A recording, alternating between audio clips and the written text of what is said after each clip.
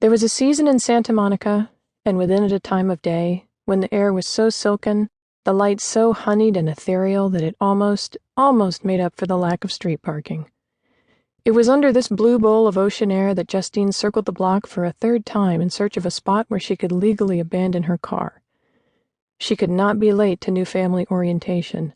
Margaret Askew, owner and head mistress of Garden of Happiness, would take a dim view of a parent tardy to the first event of his or her preschool career.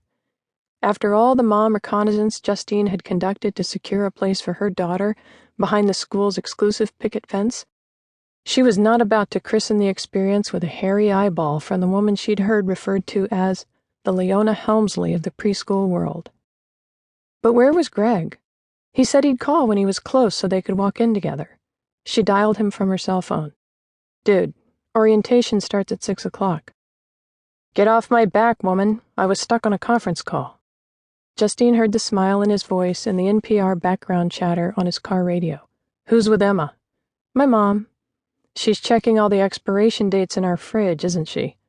"As we speak. Hey, are you here yet? I don't want to walk into this thing alone. It's bad for my street cred." "You're what?" "I hope you haven't already fallen in with some rough mommy gang." "I'm just saying, you've only got 15 minutes to make it here from Century City." "Challenge accepted. Bye." As she continued the hunt for parking, she thought back on the school tours, applications, interviews, and intelligence gathering that led them to Garden of Happiness. She couldn't exactly say when the quest for admission to the ideal preschool had taken on the urgency of, say, finding a government safe house after turning state's evidence, but she knew where it had started. Tumble Pants Toddler Music Jamboree.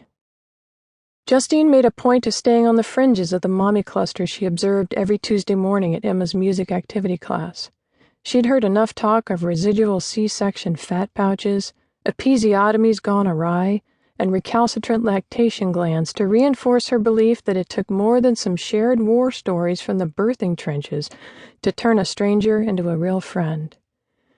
After leaving her job to become a full-time mom, she'd filled her days with errands and projects, working within the baby's nap schedule, determined to continue as a productive member of society even though she no longer drew a paycheck.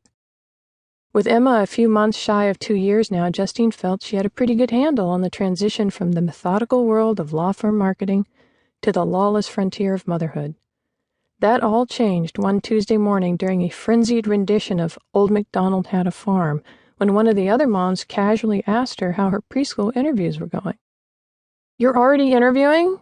Justine shielded herself from the maracas her daughter was wielding like nunchucks on the mat next to her.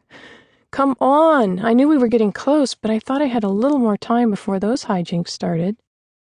The mom, who happened to be the wife of one of Greg's law partners and a former lawyer herself, adjusted her glasses, which were made of clear plastic with the exception of the nose piece, and gave the unsettling impression that a random piece of metal had been clamped onto her face.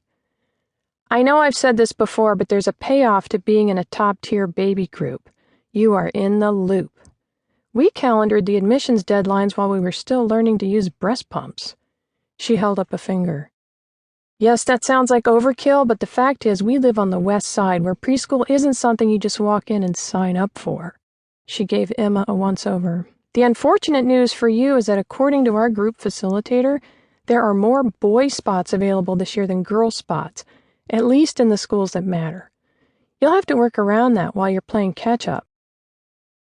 Another mom, whose diminutive Guatemalan nanny stood sentry behind her strapped to a $400 diaper bag that appeared to be twice her weight, chimed into the conversation. "Listen, do yourself a favor and go straight to the school whisperer. Starting this late, you're going to need her." "The school whisperer?" Justine said. "Are you serious?" "A school application consultant," she uptalked. "The LA Times did a big piece on her last year. She helps with your written answers and preps you and your kids for interviews." She looked at the partner's wife, then back at Justine. "Oh my God, it's so lucky you talked to us." Justine stewed as she drove away from the mall. She'd heard of those high-powered baby groups, of course, but hadn't been interested in joining one. She didn't feel the need to discuss Emma with strangers or disturb their private routine of outings, naps, songs, meals, and tickles.